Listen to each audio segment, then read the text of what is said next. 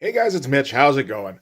All right, this is the second half of the cooldown sequence in the wake of Inferno. Last issue, we had a look at the girls' night out, where they went out to a mall in California and, got to try out all sorts of new fashion stuff. Got into a bit of a punch up with, the M Squad, and then, unbeknownst to them, took home a stray in Jubilee. This one's going to be all about the men, and this one is going to be, oddly enough, drawn by Rob Liefeld in the only issue of Uncanny X-Men that he would ever draw. We're taking a look today at Uncanny X-Men number 245. So just before we get into it, if you enjoy the channel, if you feel like helping out, in the description there's a link to my Patreon. If you go subscribe there, that gives you early access to everything I do. From the Blood Force comics to the YouTube videos before they get uploaded to YouTube. So yeah, this is a bit of an odd one. I mean, everybody knows about the Mark Silvestri run. Everybody knows about the Jim Lee run on Uncanny. You don't hear a whole lot about the Liefeld issue. Now, this is very early in his Marvel tenure. I think this is still 89? Yeah. I think this is right around the start of Liefeld's stint at Marvel, actually, because he also did an issue or so of X-Factor around this time, right around the end of the Inferno crossover. So yeah, he does like X-Factor number 40, and then he comes over here and does Uncanny X-Men 245. Later on in the year, he's got his What If issue with Jim Valentino. And then, maybe another 6 months after that, he's got his Marvel Comics Presents run. And it's not until after that that he gets put on New Mutants. So just kind of trying to get the timeline straight. And I've heard before about Liefeld being considered like a classic Wolverine artist. It might have been Liefeld himself who said that, so there's not necessarily a whole lot of credence to it. But I have to think it's because of stuff like this, where he's just got a very particular version of Wolverine around this time. I don't think it's particularly great, but that doesn't necessarily mean anything if kids think it's kind of cool. So yeah, we're starting with the cover here where the X-Men are going to get jumped by an alien invasion force. These are going to be our guy X-Men in this issue. Colossus, this is Longshot, this is Longshot's hair. Wolverine, and Havoc. And you had to put Havoc in the costume that Rob doesn't want to draw here, because if you just draw him the way he is in the issue, which is, scruffy and unshaven and just like in a white t-shirt, you're not going to know who the hell that is. So, I mean, I think this gives you a pretty good idea of the state of Liefeld's art in this issue, which is very unfinished. I wouldn't even think it would be an insult to say he's not very good at this time. It would maybe be an insult to say 35 years later that he's still not very good. But I mean, right here, he's just a kid starting out, basically. Yeah, he's got the Hawk and Dove miniseries under his belt, but that's about it. But, you see the proportions on Wolverine here? He doesn't even know how to draw a guy from, straight on.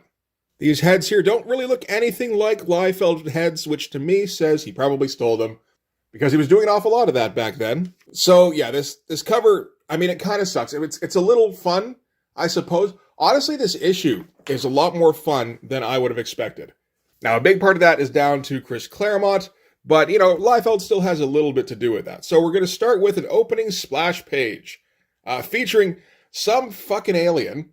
I don't know if this alien has ever been featured in a Marvel comic before. I feel like he hasn't.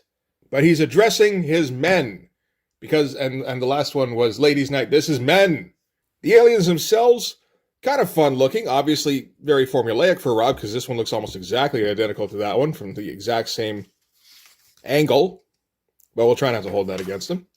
Now we get a 2-page spread as the alien here addresses I suppose his army. And this is the kind of thing, I mean, it's very impressive for Rob at any time, just because of the amount of drawing going on here. I don't know how much of this he worked out. I feel as though this isn't his composition, where he got some help in this, maybe from Valentino. I can't say for sure. I know him and Valentino are probably good friends around this time, but I don't think there's any way Liefeld draws all of this by himself. I know he's a big George Perez fan around this time, and George Perez will take the odd opportunity to just fill in the background with all sorts of superheroes. So he might be going for that, for real. But I still think he gets Valentino to help him out with trying to figure out how to do it. And we're going to get all sorts of little cameos all throughout here. I can't really see who all of them are at this point, although I can see Chewbacca back here. There might be a couple more, but I can't quite tell. This one is a bit easier. So we've got Alf, always Alf. Oh, there's Hawkman. There's Yoda. We got the Xenomorph. I can't tell who that's supposed to be. Bib Fortuna, E.T., Jabba the Hutt, Boba Fett. I don't know. He's just kind of filling it up with all sorts of stuff here. And again, that's an awful lot of drawing. And I think this could be Rob, just like doodling from side to side here. None of these drawings are particularly tough. He doesn't really have to figure anything out in terms of where, how they are in proportion to each other. So that's completely possible. This one, still, no, not at all. Okay, the deal is this is the Conquest. I believe that's the name of the race. And he's decided that he's going to unleash the conquest upon Earth. And they're going to conquer the Earth. And, that'll be fun. He doesn't really have a reason for it other than just that, I don't know, it's like they're bored on a Tuesday. Maybe this is just they're called the Conquest. This might just be what the Conquest does, where they go to planets and they go, okay, this is the new one that we're going to take over. Let's go, boys. Meanwhile, in a different part of the ship, some archivist is doing some research on this planet that the leader of the Conquest has decided they're going to try and take over. So it's like, okay, we might as well try and find out something about this planet. And what he finds out is shocking. For one thing, he finds out that this planet has repulsed Galactus, not only once, but several times. It is also currently the home of Galactus's herald, Nova, and it is also the home of Phoenix. So this place should be completely radioactive to any kind of alien species. Just no thank you, I want nothing to do with that at all. Moving on, we're going to find somewhere else. Maybe it'll be too tough for us. Maybe we'll, like half of us will die. That'll still be a better deal. So the archivist decides that he's going to have to approach the leader here and warn him against trying to invade the Earth. And that's pretty much it for this sequence. This is an impressive spread for Rob, even to this day. All right, so from there, we're going to cut to Australia. Australia is going to be the focal point of the invasion, naturally. And we're inside the X-Men's headquarters. This is the big computer room. And we've got Alex sitting in the chair, and he's checking out all the monitors to see what the X-Men are up to. And they're just kind of doing, their day-to-day stuff. There's no particular mission that they're looking out for at this time. So Dazzler's training. Longshot helps Rogue find a boot. Colossus is trying to paint, but he's in his metal form, so he sucks at it. Psylocke's taking the watch. Storm is having a shower at high altitude. And Wolverine has managed to find a way to turn off his scanners somehow, which is some kind of fun stuff. The whole sequence itself, easy peasy. There's nothing to this. But the fact that there's a little bit going on in some of these smaller panels is, again, a little impressive for Rob. I should point out that this is Dan Green doing the inks on this. I don't know how much finishing he's doing. I assume probably a little bit, because it feels like Rob has never done complete pencils at any point. But I don't think this is to the same degree that, Scott Williams is doing on What If number 7, or Carl Kessel is doing in the Hawk and Doves miniseries. I think this is a bit more direct translation, which could account for some of the fucked up faces. I think this is the only time I've ever seen Rob Liefeld get inked by Dan Green, and I'm sure there's some kind of style clash going on. And I think in some cases, it actually works in Rob's favor, but we'll get to that.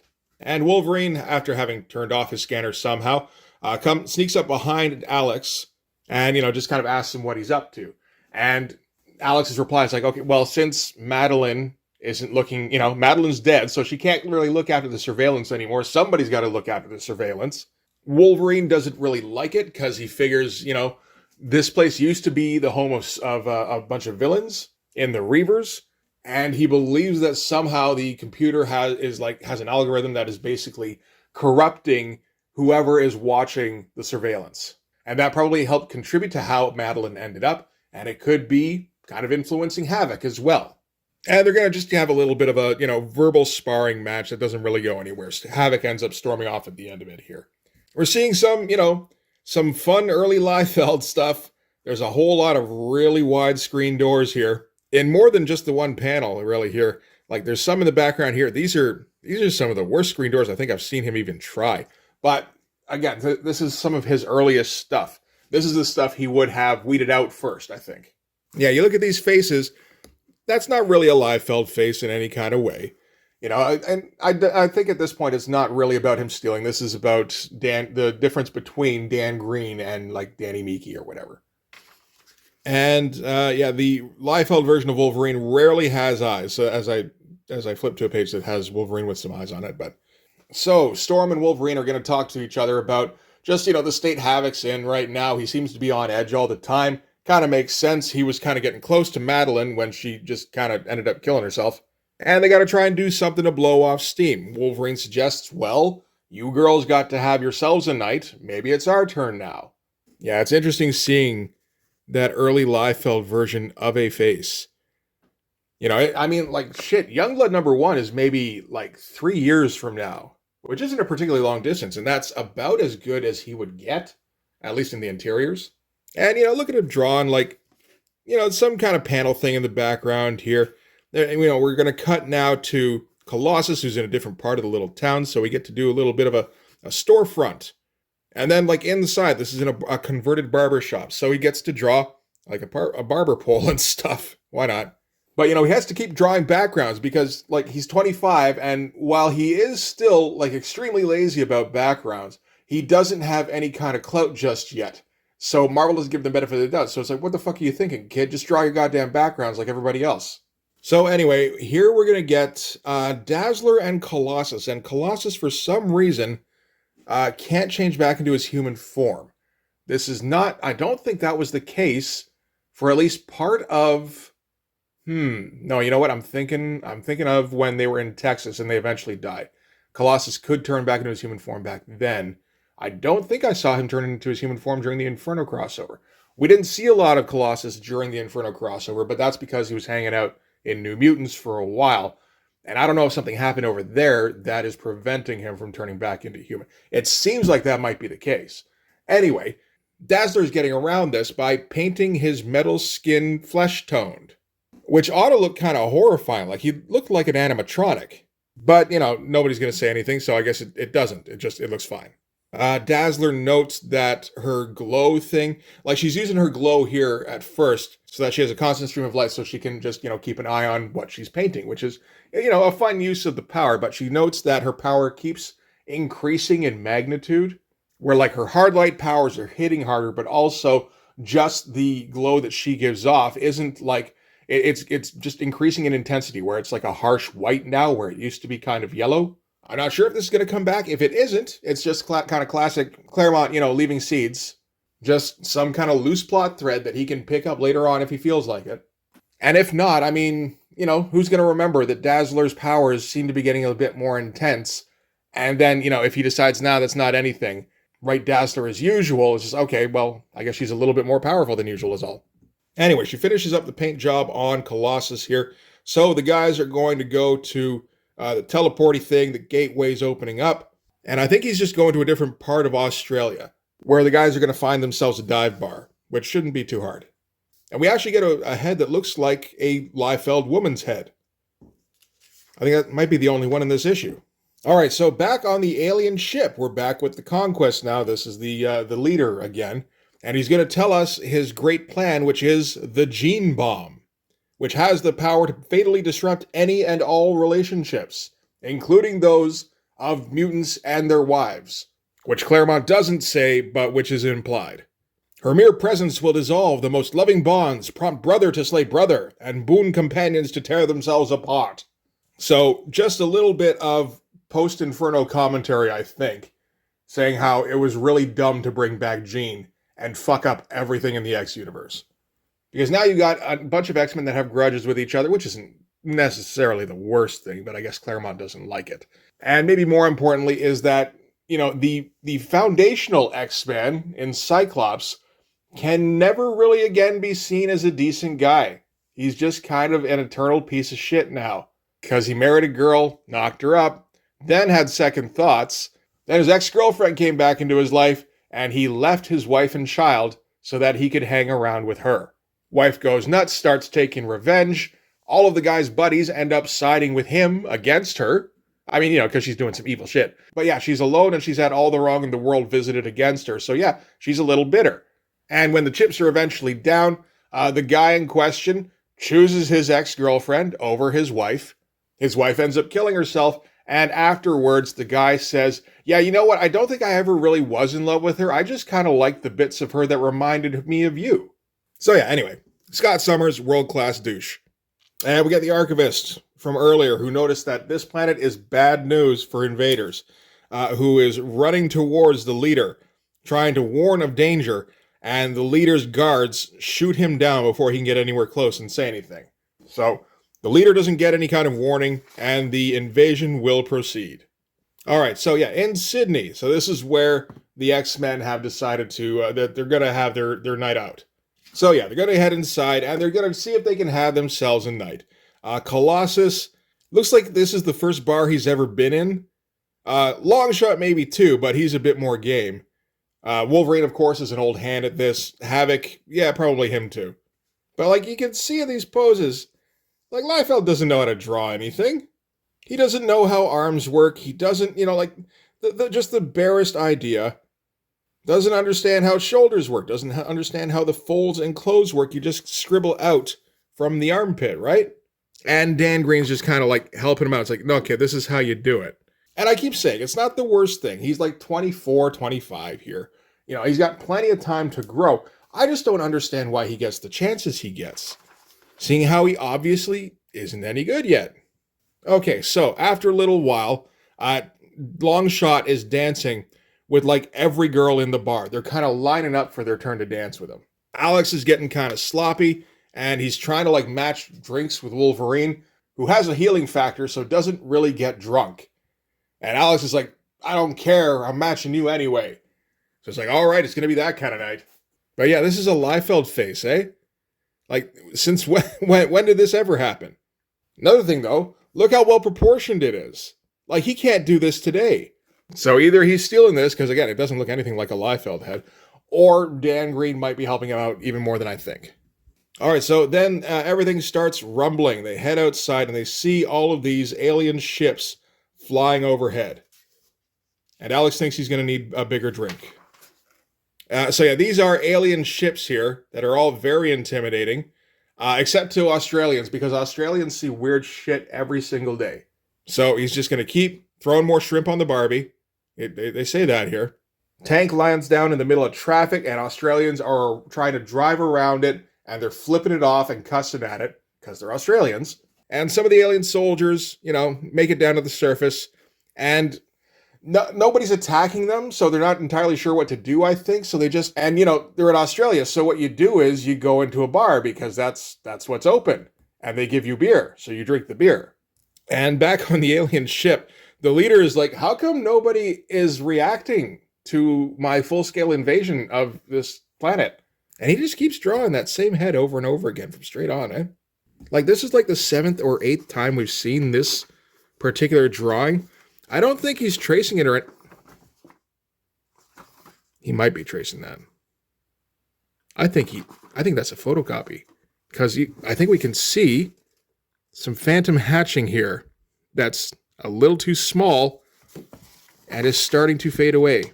Yeah, he photocopied that. Okay.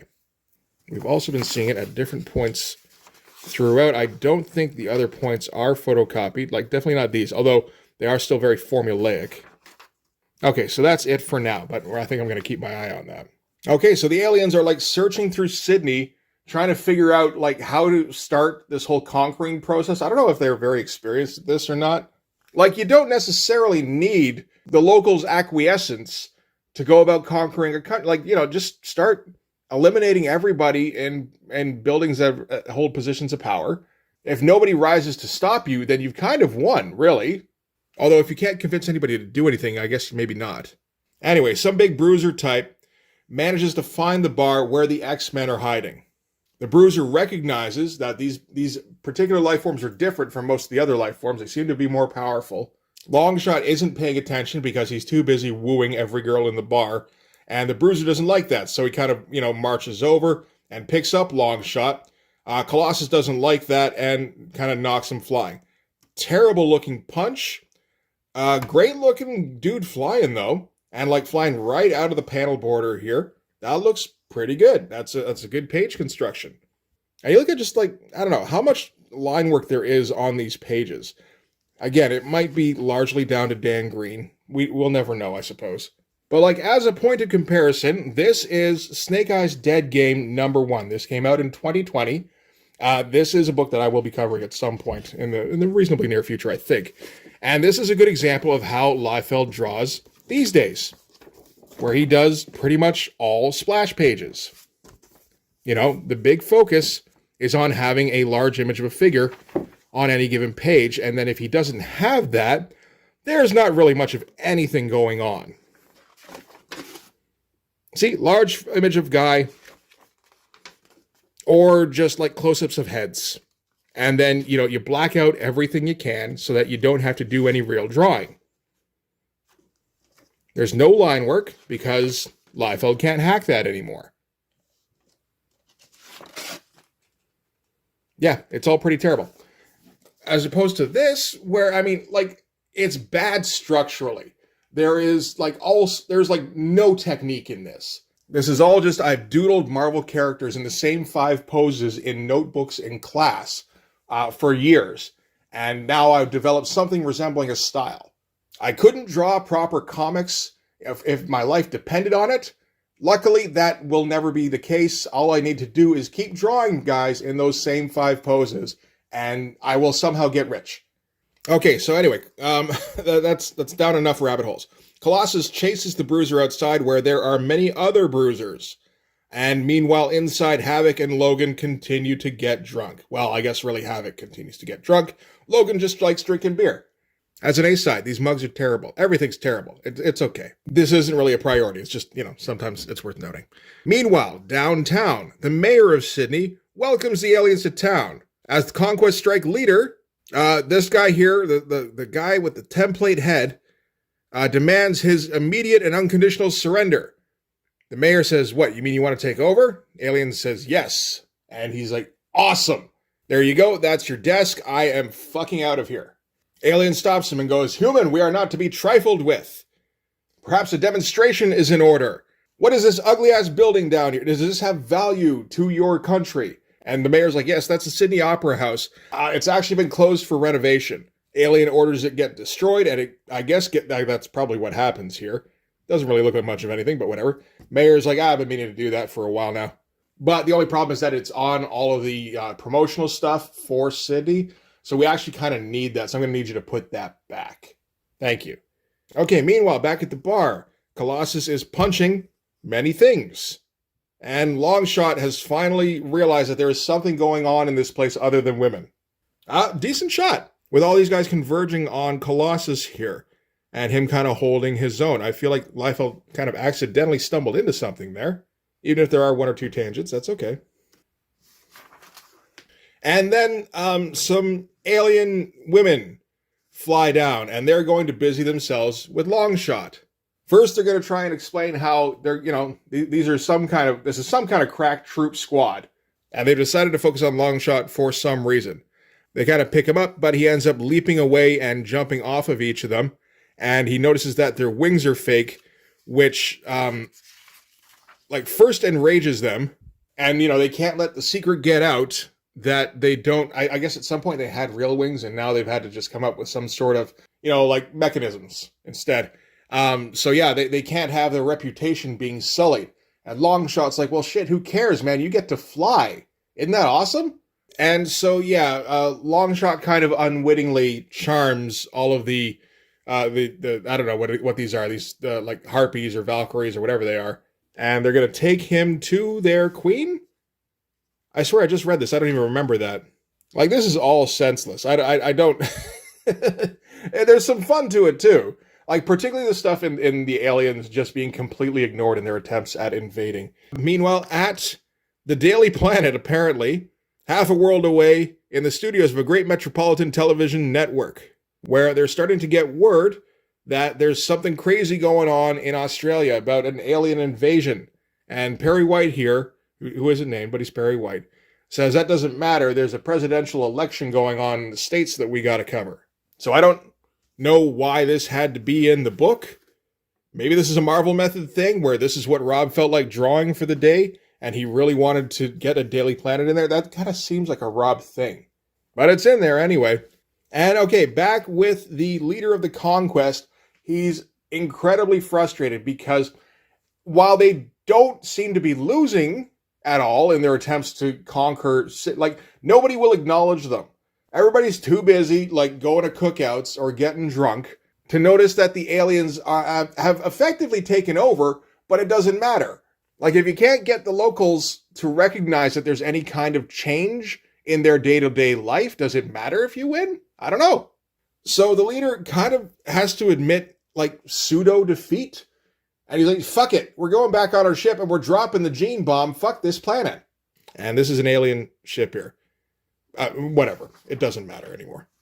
Meanwhile, back at the bar, Longshot is dancing with a woman again, who I believe is now the queen.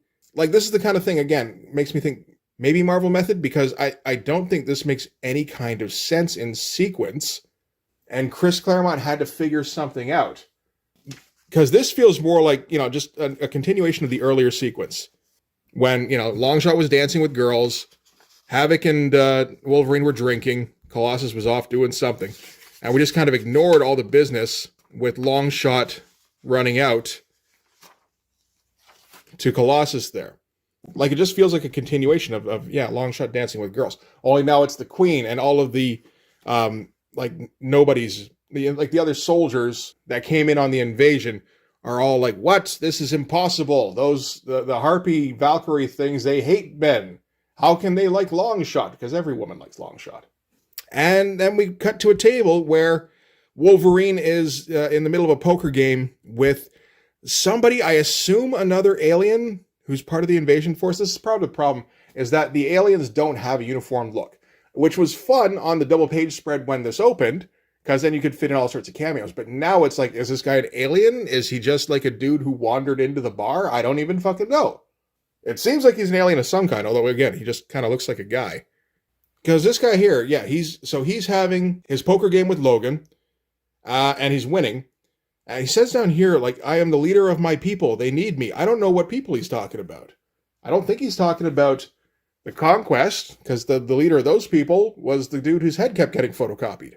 Anyway, this guy here is winning, and Logan tries to raise. The guy here doesn't have any more money, so Logan raises. I don't think that's how poker works.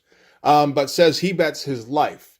So if this guy wins, he gets to kill Logan, and I guess vice versa as well. So I suppose this is some kind of gambit you can always use in poker to just, like, probably win all of the time mostly. Because nobody really wants to take it to that point where either, you die or you've murdered somebody else and now you got to go to jail. That kind of sucks for everybody. And the guy's kind of like, like he's convinced he has the best hand. He has a full house. And all Logan has that he can see is a pair of twos. But Logan, of course, is super confident in his hand. So the guy starts doubting himself and he eventually ends up folding. Which is silly, but it makes as much sense as anything else in this comic, I guess. All right, so Havoc and the other, I don't know, the Strike Force commander, I think, probably the Strike Force commander, have decided to take things outside. Yeah, I don't even know what's going on. Okay, so he was pissed at my Lord Autark because he was engaging in dereliction of duty by, taking up in the poker game here. And then, he started kind of kicking up a fuss. Alex was like, okay, here, let's take it outside. Okay, so that's what they do. And they see the ship taking off. And Strike Force commander is like, that's my fucking ride. So if they're taking off, they must be getting ready to drop the gene bomb, which Alex is like, that can't be what I heard just now. So Strike Force commander says, traitors, blast them from the sky. And, his troops around him start shooting at it. And you get the impression they're not really doing much of anything. And Havoc's like, oh, for fuck's sake, here, let me take a stab at it. And he, blasts it out of the sky. And then heads back inside, probably to drink more. Okay, so later on, the X-Men are heading back home, and you get the feeling they're pretty sloppy. When they get back, Storm is mad about something. I'm not even sure what. What should she be mad about? They went out and got drunk and got in a fight. How's that different from what her and the girls did? I don't think it is. I think just Rob Liefeld drew her mad, so, Chris Claremont had to pretend she was mad. And Logan's going to get out of it by grabbing Storm and smooching her, which kind of dazes her for a minute, and then they can just kind of get inside. And at the end, she laughs because it was funny. Yeah, this seems like a Liefeld thing. It doesn't make any kind of sense. Like, I know people smooch each other all the time in Claremont books. Still, this is like when the fuck would Logan ever do that? And when would Storm not kick his ass for trying that? If she's like, particularly if she's already mad at him. And then we're ending with an epilogue involving the Hellfire Club, I believe, where Donald Pierce has been freed from wherever he was incarcerated. And that's really the whole point of this.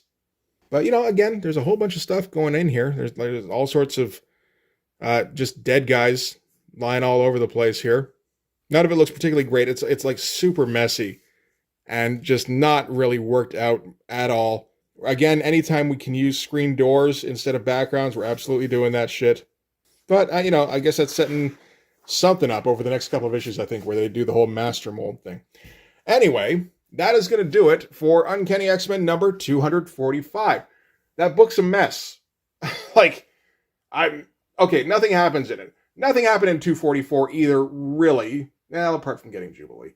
That's not the purpose of the issue. This is a palate cleanser issue. You know, all of the Inferno shit was super heavy and just like really intense emotionally. And, you know, we'd like to get back to a place where we can have fun adventures at some point. So we need a couple of standalone issues to just kind of get the taste of that out of our mouths. Where, you know, the girls are going to go to a mall and it's going to be like a fun comedy issue. And then the dudes are going to go to a pub and get just wrecked. And somehow inadvertently stop an alien invasion. So now, after these two issues, we can get back into regular continuity. And, you know, we can start tackling real threats again. But we don't have just the specter of Inferno hanging over everything, where people have to keep referring to that. I'm sure they will occasionally, but now, you know, we can theoretically move on because we can have this interval time period in between where it really can be any time period. Like this could be 6 months in between. And, you know, maybe our guys have begun to move on now. So that's cool. I'm all for that.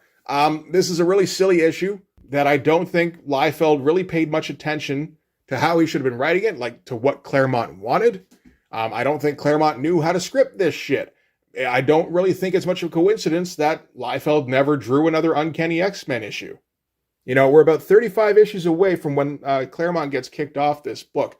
There are plenty of opportunities for fill-in artists in the meantime, and there are times coming up when Liefeld is available. He doesn't have his own book yet, but he doesn't get this one. But that's just speculation. Anyway, next time I think we're going to skip 246 and 247. That's the bit with Master Mold. I don't think I have both of those, and it doesn't seem 100% necessary, so we can jump straight ahead to 248, which will be the first Jim Lee X-Men issue. I think that'll be fun. So yeah, maybe we'll take a look at that next time. But for this one, anyway, that's going to do it. Thanks very much for watching. If you like this video, please hit like, hit subscribe, hit the notifications so you know when the next one's coming out. Go to the description, hit the link, go over to my Patreon, and subscribe there. That gives you access to everything I do, from the Blood Force comics to these YouTube videos before they get uploaded to YouTube, as well as some Patreon exclusive content. You can also follow me on Instagram and DM me there for commissions. Commissions are now open. But yeah, that's going to do it. Thanks again for watching, guys. I will see you in the next one. Bye-bye.